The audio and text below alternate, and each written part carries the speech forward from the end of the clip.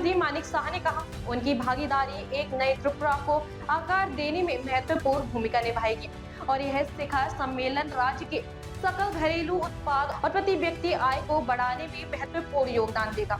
ছেলে মেয়ে বাইরে কিন্তু স্ব জায়গায় কিন্তু প্রতিষ্ঠিত। এখন একটা টাইম আসে যখন প্রতিষ্ঠিত হয়ে যাওয়ার পর ওনারা কিন্তু একটা যখন স্যাচুরেশন পয়েন্টে চলে আসে, তারপর কিন্তু বুঝতে পারে না যে আমার যে রুট, সেই রুটের মধ্যে আমি কিছু করতে পারি, কিছু করার সুযোগ আছে না।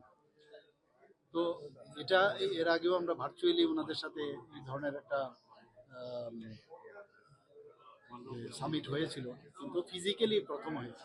প্রায় 80 জনের মতো প্রতিনিধি এসছে, পৃথিবীর বিভিন্ন জায়গা থেকে এসছে, এবং তাদের মধ্যে কিন্তু একটা দেখলাম যে ত্রিপুরার প্রতি কিন্তু একটা আলাদা ভাবনা চিন্তা আছে, একটা মানসিক চেতনা আছে যে ত্রিপুরার জন্য কিছু করার। আমার মনে হয় আমরা যেমন অন্যান্য নর্মাল যেরকম আমরা গতানুগতিক ইনভেস্টার্স খুঁজি, এরা কিন্তু তৈরি ইনভেস্টার্স, ত্রিপুরার লোক, এটা ফিলিংস আলাদা হয়ে যায়। আর ওদের দায়িত্ব চলে আসলো কিন্তু এখন। আজকে আমি আমার বক্তব্যতে আমি বললাম অনেকগুলো আমরা কি কি করছি ত্রিপুরাতে।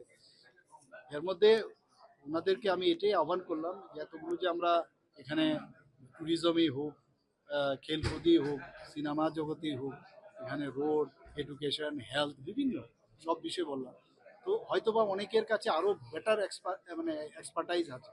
তো ওরা যদি ঢুকে যায় এবং তারা যদি সাজেশন আজকে বাদে এখানে ওদের ইন্টারাকশন হবে এখানে, তো আশা করি যে এতে করে কিন্তু আমাদের কাছে একটা সাউন্ড ত্রিপুরারই লোক, মানে যাকে প্রবাসী ত্রিপুরাবাসী আমরা বলছি, তারা কিন্তু কানেক্ট হয়ে গেল।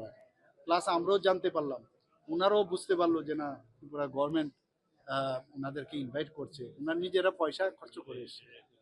এটার জন্য একটা গুড সাইন আমি দেখলাম যে আগামী দিন যেটা আমরা চাইছি যে নতুন ত্রিপুরা তৈরি করার, আমি প্রধানমন্ত্রীজিও যেরকম চাইছেন যে 2047 বিকশিত ভারত, সেটা আগামী দিনে বিকশিত ত্রিপুরা 2047 হওয়ার একটা বিরাট একটা সম্ভাবনা আমি দেখতে পাচ্ছি।